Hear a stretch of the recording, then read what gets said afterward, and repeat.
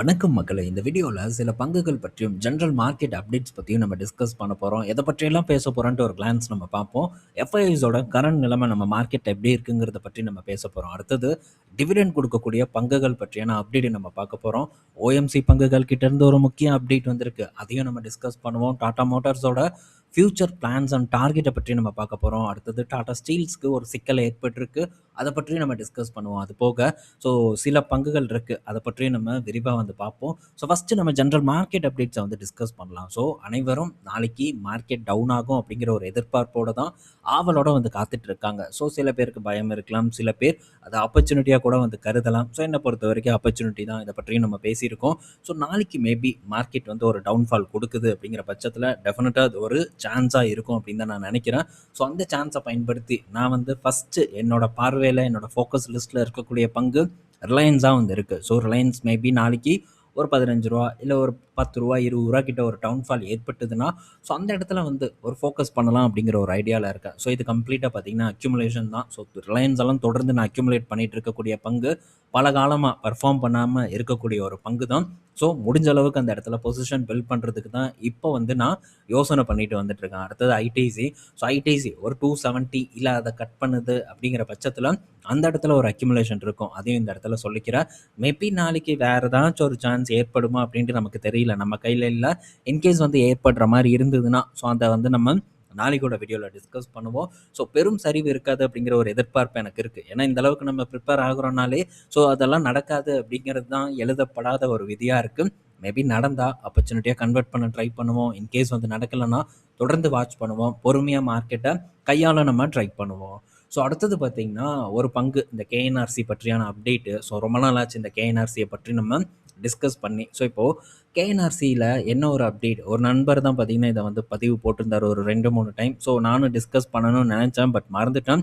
இப்போ ஞாபகம் வந்துருச்சு. ஸோ கேஎன்ஆர்சி பார்த்தீங்கன்னா ரயில்வே, அதுக்கப்புறம் டேட்டா சென்டர் இபிசி ப்ராஜெக்ட் எடுக்க போகிறதா ஒரு தகவல் கொடுத்துருக்காங்க. ஸோ நாங்கள் இந்த செக்மெண்ட்குள்ளேயும் என்ட்ராக போகிறோம் அப்படின்ட்டு இருக்காங்க. பெரும்பாலும் பார்த்தீங்கன்னா ஸோ இந்த ரோட் கன்ஸ்ட்ரக்ஷனில் தான் பெரிய அளவுக்கு கான்சென்ட்ரேட் பண்ணக்கூடிய ஒரு நிறுவனமாக இருக்குது. இப்போது டைவர்சிஃபை பண்ணுறாங்க அப்படிங்கிற ஒரு செய்தி வந்திருக்கு. ஆனால் இது உடனே இந்த பங்கில் ஒரு ரிஃப்ளெக்ட் ஆகுமா அப்படின்னு நம்ம பார்த்தோம்னா டெஃபினட்டாக ஆவதற்கான வாய்ப்பு ரொம்ப கம்மி தான். ரிஃப்ளெக்ட் ஆவதற்கு டைம் ஆகும். ஸோ ஒரு சாம்பிள் கான்ட்ராக்ட் இவங்களுக்கு கிடைக்கணும். ஸோ அதெல்லாம் நம்ம பார்ப்போம். ஸோ அவங்களுடைய சொந்த ஊர் இந்த ஆந்திராலெலாம் பார்க்கும்போது டேட்டா சென்டர் பலதும் அமைய போகுது. இதில் ஏதாச்சும் ஒரு கான்ட்ராக்ட் கிடைக்குமாங்கிறத நம்ம பொறுத்திருந்து பார்க்கணும். ஆனால் அதே நேரத்தில் கேஐசி இன்டர்நேஷ்னல் இருக்குது. ஸோ இவங்கெல்லாம் ஹெவி காம்படிட்டர்னே சொல்லலாம். இந்த ஃபீல்டில் நல்ல ஒரு எக்ஸ்பீரியன்ஸ் இருக்குது. ஸோ அதை மையமாக வச்சு அவங்களும் பார்த்திங்கன்னா பெரிய போட்டியை கொடுப்பாங்க. கல்பட்ரோ இருக்குது. ஸோ இந்த மாதிரி பல நிறுவனங்கள், எல்என்டி இருக்குது. ஸோ போட்டி ரொம்ப அதிகமான ஒரு சூழலில் தான் இப்போ இந்த நிறுவனம் இருந்துட்டு வந்துட்டுருக்கு. பட் கணிசமாக இவங்களும் ப்ராஜெக்டை வின் பண்ணிகிட்டு இருக்காங்க. குறிப்பாக சவுத்தில் இவங்களுக்கு நல்ல ப்ரெசன்ஸ் இருக்குது. ஸோ அதை இந்த டேட்டா சென்டர் அண்ட் இந்த ரயில் இன்ஃப்ராஸ்ட்ரக்சரை டெவலப் பண்ணுறதுல பயன்படுத்துவாங்களாங்கிறது நம்ம பொறுத்திருந்து பார்க்கணும். பட் அதுக்காக உடனுக்குடன் இந்த அப்டேட் வந்துருச்சுல்ல, இந்த பங்கு நல்லா பர்ஃபார்ம் பண்ணும் அப்படின்ட்டு நம்ம டெஃபினட்டாக எதிர்பார்க்க முடியாது. ஸோ இதை இப்போதைக்கு நம்ம ஒரு அப்டேட்டாக எடுத்துக்குவோம். ஸோ என்ன பண்ணுறாங்கங்கிறத நம்ம தொடர்ந்து ட்ராக் பண்ணணும். ஸோ இதெல்லாம் நடக்க தான் இந்த இடத்துல ஒரு மாற்றம் ஏற்படும். உடனுக்குடன் மாற்றம் ஏற்படாதுங்கிறத நான் தெரியப்படுத்திக்கிறேன். அடுத்தது என்டிபிசி. ஸோ இந்த என்டிபிசி ஒரு ரூ. 400 மேலே ட்ரேட் ஆகிட்டு இருந்தது. இப்போ அகைன் பார்த்தீங்கன்னா இந்த என்டிபிசியில் ஒரு கரெக்ஷன் ஏற்பட்டுருக்கு. எல்லாம் 400 இருக்கும்போது இதை நம்ம கன்சிடர் பண்ணுறதுக்கான சான்ஸ் இருக்கான்ட்டுலாம் கேட்டுட்டு இருந்தாங்க. ஸோ இப்போ வரைக்கும் கூட இந்த இடத்துல சான்ஸ் ஏற்படலை. பட் ஃபர்தராக ஒரு டவுன்ஃபால் ஏற்படுது அப்படிங்கிற பட்சத்தில் நம்ம இந்த இடத்துல கொஞ்சம் அலர்ட்டாக இருக்கிறதுல தப்பு இல்லை. ஸோ நான் என்னை பொறுத்த வரைக்கும் நான் இதெல்லாம் தொடர்ந்து வாட்ச் பண்ணிட்டு இருக்கக்கூடிய நிறுவனம் தான்.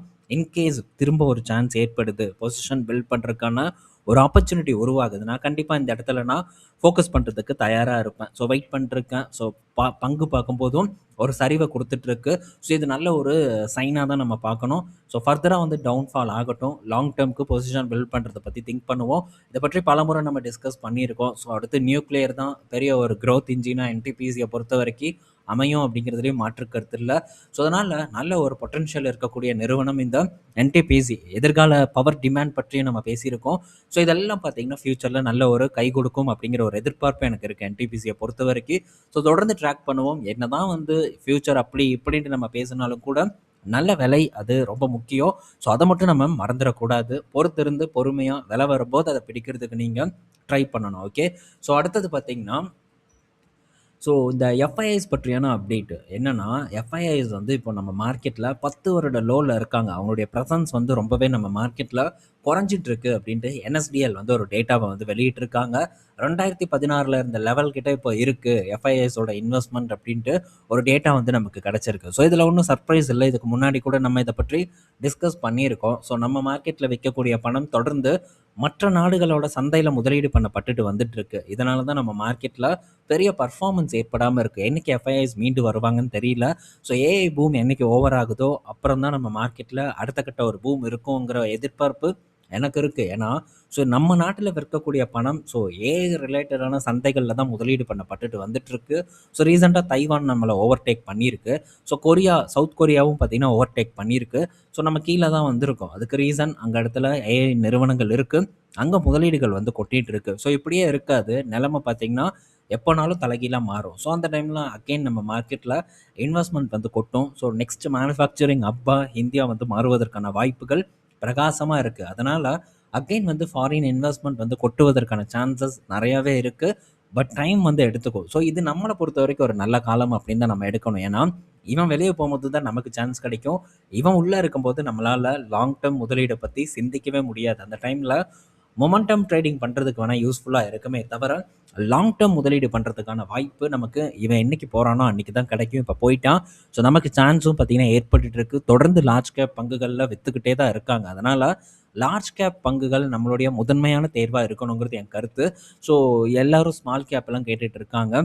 ஸோ ஸ்மால் கேப்பு அண்டு வேறு பங்குகளை பற்றி பேசுங்க, இதையவே பேசி என்ன பண்ணுறது அப்படின்ட்டு கேள்விகள் வருது. ஒன்றே ஒன்று புரிஞ்சுக்கணும், தினம் ஒரு பங்கெல்லாம் டிஸ்கஸ் பண்ண முடியாது. பல பங்குகளோட அப்டேட்ஸை நம்ம இங்கே ஷேர் பண்ணுறோம். ஸோ இந்த போர்ஷன் நீங்கள் தினம் கேட்டு உங்களுக்கு அந்த போர்ஷன் வந்து போர் அடிக்குது அப்படின்னா தாராளமாக ஸ்கிப் பண்ணிவிட்டு ஸோ மற்ற பங்குகள் பற்றியான அப்டேட்டை நீங்கள் கேட்கலாம்.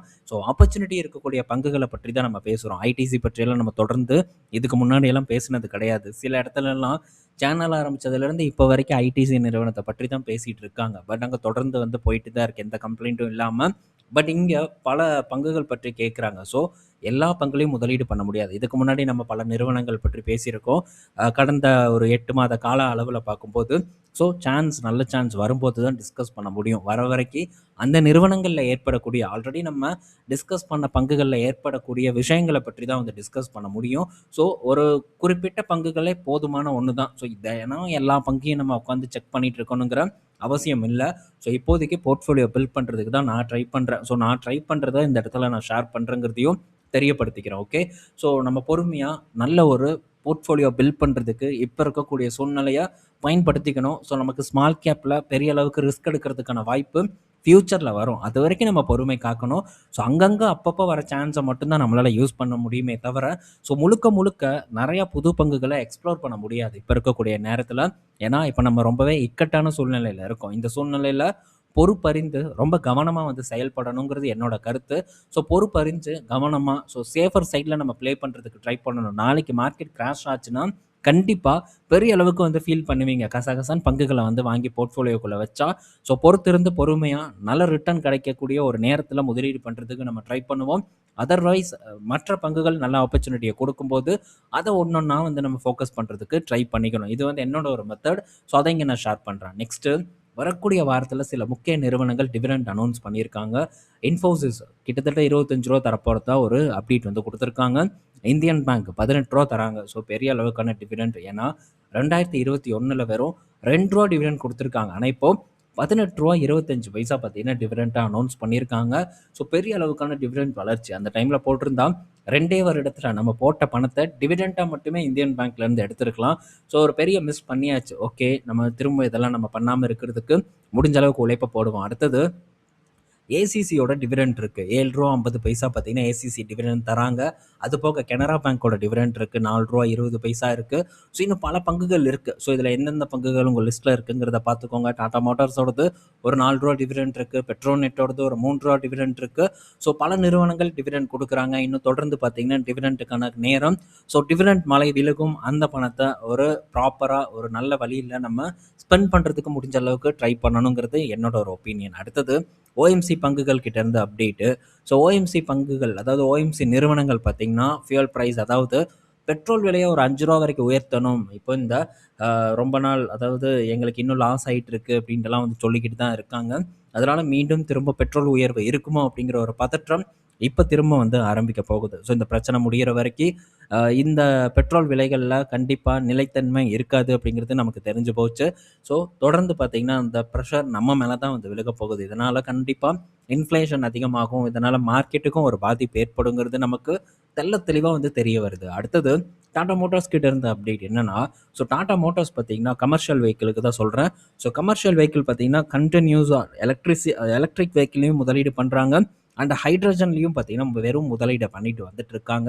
ஸோ ஆல்ரெடி அசோக் லேலண்ட் கிட்ட இருந்து ஒரு அப்டேட் வந்தது என்னன்னா, ஸோ ஹைட்ரஜன்ல நாங்களும் பெரிய அளவுக்கு முதலீடு பண்ணிட்டு இருக்கோம். ஸோ அங்க டெக்னாலஜி டெவலப் பண்ணிட்டு இருக்கோம். ஆனாலும் ஸோ இன்னும் வரக்கூடிய காலங்கள்ல அது டைம் எடுக்கும். எப்படியும் 5 வருடத்துக்கு மேல ஆகும். ஹைட்ரஜன் வண்டிய நம்ம பெரிய அளவுக்கு ரோட்ல பார்க்கறக்கு அப்படின்னு சொல்றாங்க. பட் அதுக்காக நாங்க அத வந்து பாஸ் பண்ண போறதில்ல. தொடர்ந்து கன்டினியூஸா அந்த இடத்துல முதலீடு பண்ணி, அங்க தொழில்நுட்பத்த வளர்த்த போறோம். டெஸ்டிங் தொடர்ந்து நடந்துட்டே இருக்குன்ட்டு அவங்களும் சொல்லியிருக்காங்க. டாடா மோட்டார்ஸும் அதத்தான் வந்து சொல்றாங்க. கண்டிப்பா ஒரு 5 வருடத்துக்கு பிறகு ஹைட்ரஜன் ஒரு முக்கிய ஃபியூயலா நம்ம நாட்டுல மாறும் அப்படின்னு நம்ம எதிர்பார்க்கலாம். அண்ட் இந்த ஹைட்ரஜனோட காஸ்ட் இப்போ கொஞ்சம் ஓவரா தான் வந்து இருக்கு. பட் இத வந்து குறைக்கும் வகையில பல நிறுவனங்கள் பார்த்தீங்கன்னா, தொடர்ந்து இந்த ஹைட்ரஜன் உற்பத்தியில வந்து முதலீடு பண்ணிட்டு இருக்காங்க. ஸோ இது டெஃபினட்டா இந்தியா பார்த்தீங்கன்னா, ரொம்பவே ஒரு நல்ல ஒரு விலையில ஹைட்ரஜன உற்பத்தி பண்ணக்கூடிய ஒரு நாடா உலகத்திலேயே மாறுங்கிற எதிர்பார்ப்பு எனக்கு வந்து இருக்கு. அது போக ஃபியூயல் செல்ஸ் இந்த மாரி பல விஷயங்கள்ல நிறுவனங்கள் தொடர்ந்து முதலீடு பண்றாங்க. இது சிறப்பான எதிர்காலத்த குடுக்கும் அப்டின்ட்டு நம்ம எதிர்பார்க்கலாம். Tata Motors and Ashok Leyland போன்ற கமர்ஷியல் வெஹிக்கிள் நிறுவனங்கள பொறுத்தவரைக்கும். அடுத்தது டாடா ஸ்டீல் கிட்ட இருந்து அப்டேட் வந்திருக்கு. ஸோ டாடா ஸ்டீல் பார்த்தீங்கன்னா, அவங்களுடைய புது பிளான்ட் யூகேல இருக்கக்கூடிய பிளான்ட். ஸோ இந்த எலக்ட்ரிக் ஃபர்னஸ வந்து இப்போ இன்ஸ்டால் பண்ணியிருக்காங்க. ஆனா, அதற்கான பவர் எலக்ட்ரிசிட்டி செக்யூர் பண்றதுல கொஞ்சம் டிலே ஆகும் அப்படின்னு வந்து சொல்லியிருக்காங்க. ஸோ இன்னும் வந்து இந்த டிரான்ஸ்மிஷன் இதெல்லாம் பல விஷயங்கள் வந்து பண்ணணும். அதனால ஸோ இந்த ப்ராஜெக்ட் வந்து கம்ப்ளீட் ஆகுறதுக்கு டிலே ஆகுங்கிற ஒரு அப்டேட் டாடா ஸ்டீல் கிட்ட இருந்து வந்திருக்கு. ஸோ பெரிய அளவுக்கான பணத்த முதலீடு பண்ணியிருக்காங்க. அண்ட் அங்க இருக்கக்கூடிய கவர்மெண்ட்டும் சப்போர்ட் பண்ணியிருக்காங்க. ஸோ இப்ப தாமதமானாலும் ஃபியூச்சர்ல ஒரு நல்ல பாசிட்டிவான ஒரு ரிசல்ட் கிடைக்கும் இந்த டாடா ஸ்டீல்ல அப்படின்ட்டு நம்ம டெஃபினட்டா வந்து எதிர்பார்க்கலாம். ஸோ நம்ம பல பங்குகள் பற்றி பேசியிருப்போம். And Brazil market. ஸோ இது பலரும் வந்து கேட்ட ஒரு ஒரு விஷயம் தான். இதுக்கு முன்னாடி நம்ம பேசியிருக்கோம். ஸோ இந்த பிரேசில் மார்க்கெட் ஆல்சோ பார்த்தீங்கன்னா, இப்போ ஒரு கரெக்ஷன வந்து போஸ்ட் பண்ணிட்டு வந்துட்டு இருக்கு. சைனா மார்க்கெட்டும் கொஞ்சம் கரெக்ஷன குடுத்துருக்கு. பெரிய அளவுக்கு கரெக்ஷன் இல்ல. பட் இருந்தாலும் நடந்திருக்கு. ஸோ தொடர்ந்து வந்து நம்ம அந்த இடத்த ட்ராக் பண்ணணும் அப்படிங்கிறத நான் சொல்லிக்கிறேன். முக்கியமா பிரேசில் மார்க்கெட் ஒரு நல்ல கரெக்ஷன குடுத்துருக்கு பீக்ல இருந்து. ஸோ இந்த கரெக்ஷன் தொடருமான்னு பார்க்கணும். அண்ட் இந்த கரெக்ஷன் மெதுவா நடக்கட்டும். ஒண்ணும் பிரச்சனை இல்ல. இடைப்பட்ட டைம்ல அந்த மார்க்கெட்ட நம்ம இன்னும் அலசி ஆராயறதுக்கு ட்ரை பண்ணணும். ஸோ அந்த மார்க்கெட்ல இருக்கக்கூடிய பல விஷயங்களையும் நம்ம தெரிஞ்சுக்கணும். சும்மா போய் பொத்தாம் பொதுவா முதலீடு பண்ண முடியாது. ஸோ ரிட்டர்ன் கிடைக்கலாம். மேபி ரிஸ்க்கா கூட மாறலாம். ஆனா, அங்க என்ன ஆப்பர்ச்சுனிட்டி இருக்கு, என்ன ரிஸ்க் இருக்கு அப்படிங்கிறத நம்மளோட புரிதல் வந்து பெரிய அளவுக்கு இருக்கணும். அதுக்கு நம்மளுடைய உழைப்பு அதுக்கு மேல வந்து இருக்கணும். ஸோ பிரேசில் மார்க்கெட்ட பற்றி எக்ஸ்ப்ளோர் பண்ண வேண்டிய நேரம் நமக்கு வந்திருக்கு. ஸோ முடிஞ்ச அளவுக்கு என்னோட சைட்ல நான் வந்து சீக்கிரம் அத பண்றதுக்கு ட்ரை பண்றேன். பட் கண்டிப்பா காலதாமதம் ஏற்படும். ஸோ பண்ணி முடிக்கிறதுக்கும், அங்க கரெக்ஷனும் நல்லா நடந்ததுன்னா, கண்டிப்பா ஒரு பெட்டர் சான்ஸ் பார்த்தீங்கன்னா, நமக்கு பிரேசில் மார்க்கெட்ல உருவாகும்னு நான் நெனைக்கிறேன். ஏன்னா, பிரேசில் மார்க்கெட்டோட வேல்யூவேஷனும் ரொம்பவே சீப்பா இருக்கு. மற்ற குளோபல் மார்க்கெட் கூட கம்பேர் பண்ணும்போது வெறும் 10லருந்து 11 பிஇல தான் இருக்கு. நம்ம மார்க்கெட் எல்லாம் 20 பிஇ கிட்ட இருக்கு. சைனா மார்க்கெட் பார்க்கும்போதும் நல்லா அட்ராக்டிவா தான் இருக்கு. 11 டூ ஒரு 14 கிட்ட தான் வந்து அவங்களும் பிஇ ரேஷியோல வந்து ட்ரேட் ஆயிட்டு இருக்காங்க. ஸோ சைனா அண்ட் பிரேசில் 2மே அட்ராக்டிவான ஒரு வேல்யூவேஷன்ல இருக்கு. ரொம்ப சீப் வேல்யூவேஷன்ல ட்ரேட் ஆயிட்டு இருக்கு. ஸோ சைனா மார்க்கெட் பற்றி நம்ம பலமுறை பேசிட்டோம். பிரேசில் மார்க்கெட் இன்னும் பேச வேண்டிய ஒரு லிஸ்ட்ல இருக்கு. ஸோ விரைவில் இத பற்றி கம்ப்ளீட்டா ரிசர்ச் பண்ணிட்டு நம்ம தொடர்ந்து ஒரு சீரிஸாட்டம் வந்து இத பற்றி நம்ம டிஸ்கஸ் பண்ணுவோம். ரிட்டெயில் ஆப்ஷன் குளோபல்ல. அதுவும் நீங்க கொடுக்கக்கூடிய ஆதரவ பொறுத்து தான். மேபி பெரிய அளவுக்கு ஆதரவு இல்லைன்னா, சீரிஸ் எல்லாம் கன்டின்யூ பண்ண மாட்டேன்.